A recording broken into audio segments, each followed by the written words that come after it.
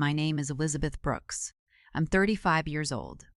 3 weeks ago, security called me at the nurse's station and said, "Ma'am, your father's at the gate. He says it's a family emergency."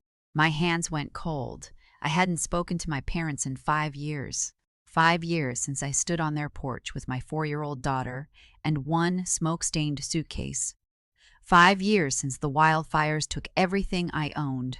5 years since my mother's voice came through their Ring doorbell camera and said, "We're resting, Elizabeth. She's too loud." The door never opened. I didn't argue. I didn't beg. I picked up that suitcase, buckled my crying daughter into a borrowed car, and drove away. I thought that was the end.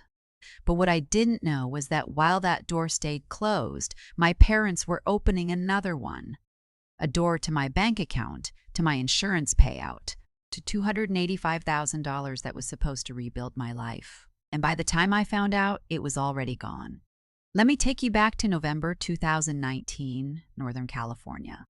I was 30 years old, working as an ICU nurse, single mom. My daughter Aria had just turned 4. We lived in a small rental house, nothing fancy, but it was ours.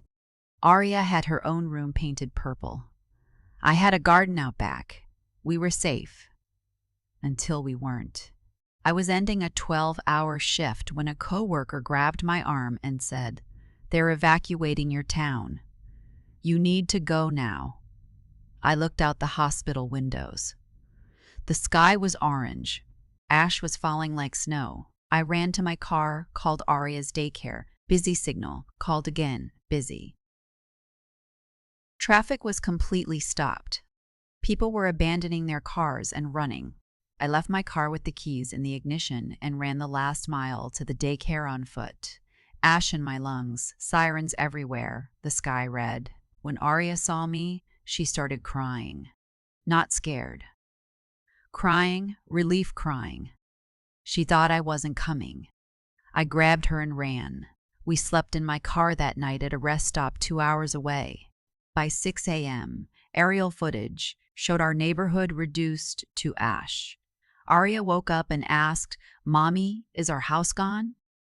I didn't know how to answer, so I just said, "We're okay. We're safe." That's what matters. But everything else was gone.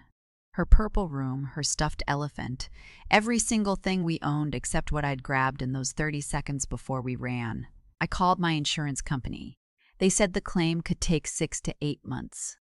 I tried calling friends. They were evacuating too. I tried Aria's father, Elijah. Voicemail full. He'd checked out of fatherhood the year before. So I thought about my parents, Theodore and Eleanor Whitmore. They lived 2 hours away in a nice suburb.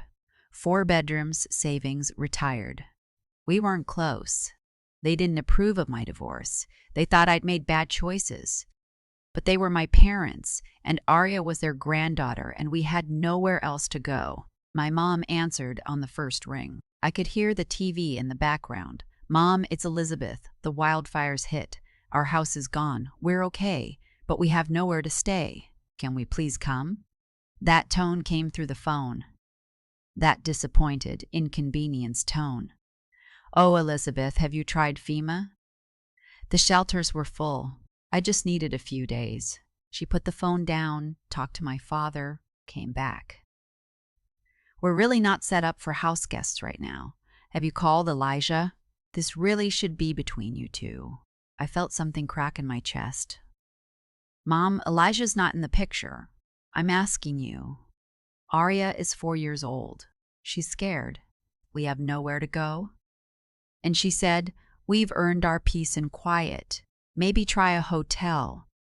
A hotel with what money? I hung up.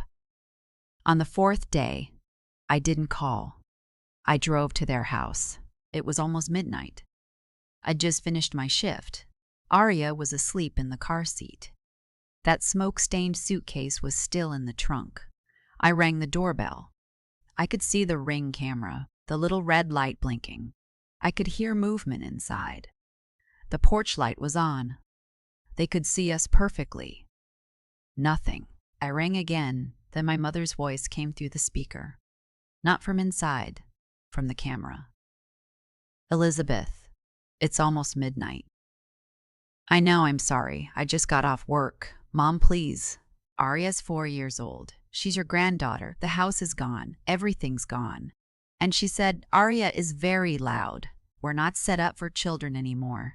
Arya had woken up and was looking up at me with huge, scared eyes. She pulled on my scrub pants and asked, Grandma doesn't want us, and then click.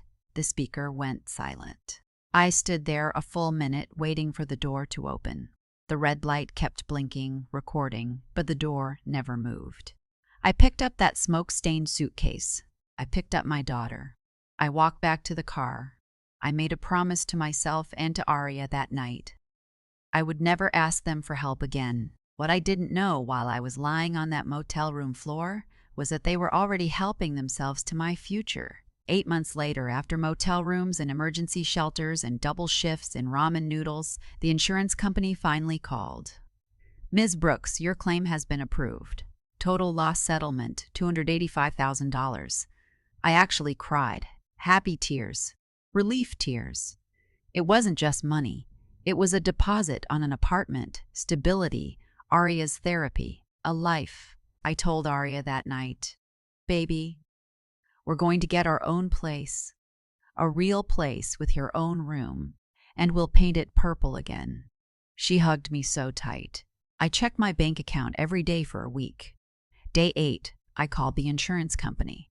The transfer had completed on day 4, $285,000 to an account ending in 4823. My account ended in 4823. That was not my account. The woman on the phone said, I'm showing a joint account. Primary holder Elizabeth Brooks, secondary holder Theodore Whitmore. Theodore Whitmore, my father. Joint account opened in 2008. I was 18, just graduated high school. My dad had taken me to open my first checking account and said, let's make it joint, just in case you need help for emergencies. 17 years later, he used that emergency access to take my wildfire settlement.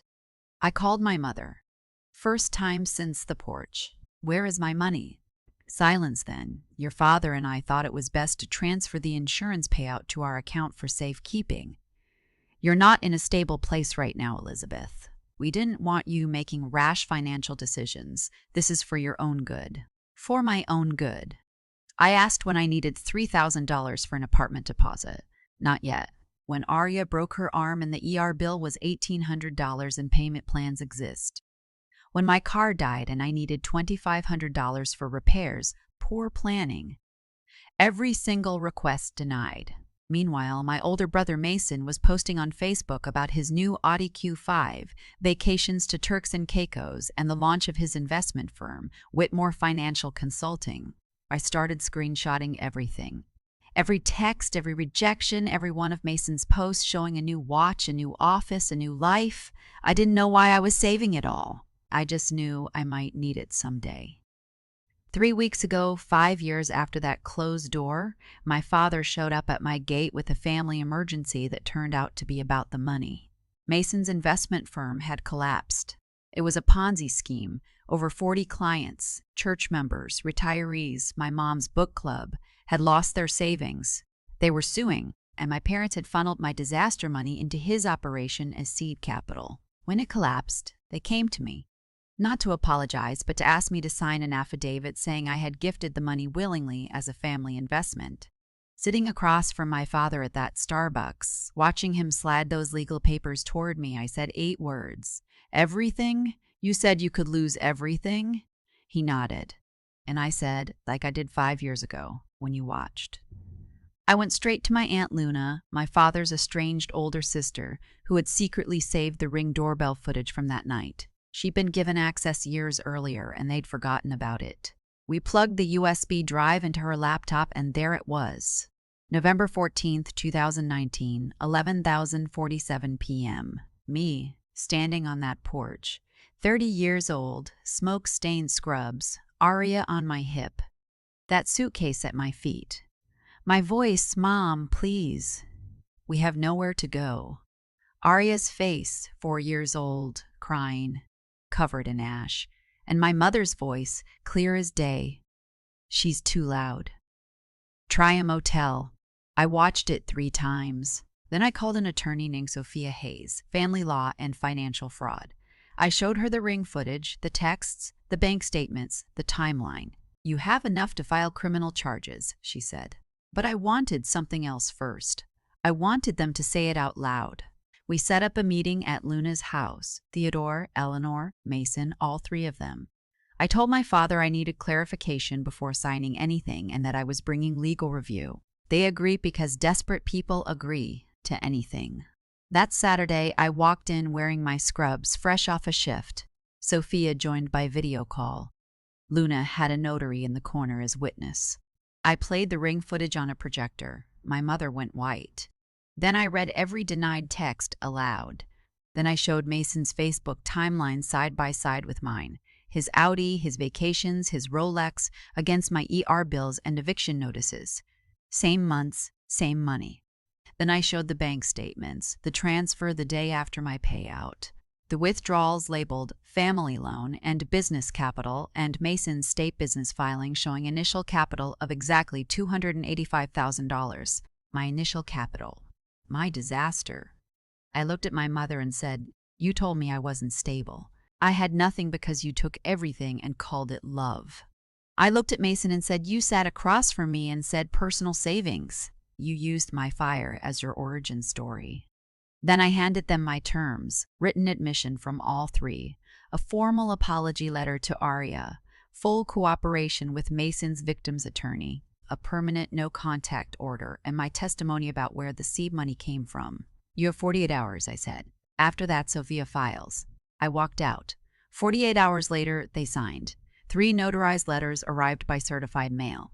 Admissions, apologies, accountability, stiff, formal, but documented. I filed them in a folder labeled Receipts, Final, forwarded copies to Sophia and to Mason's victim's attorney, and then I blocked every number and moved on. 6 months later, I closed on a house. 3 bedrooms, painted the smallest one purple. Aria ran through every room, choosing her corner. Luna came over with a housewarming gift, a doorbell. Not a ring, just a simple one.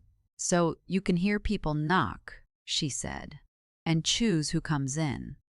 We laughed real laughter. That night, Aria and I sat on our front porch, and she swung her legs and looked at the stars and said, "Mom, I'm glad our door opens." I pulled her close and said, "Me too, baby. Me too." 5 years ago, I stood at a door that wouldn't open. Today, I have a door that's mine, and the only people who walk through it are the ones who love us, when we're loud, when we're covered in ash, when we're real. Everyone else can keep knocking. I'm done answering for people who wouldn't answer for me.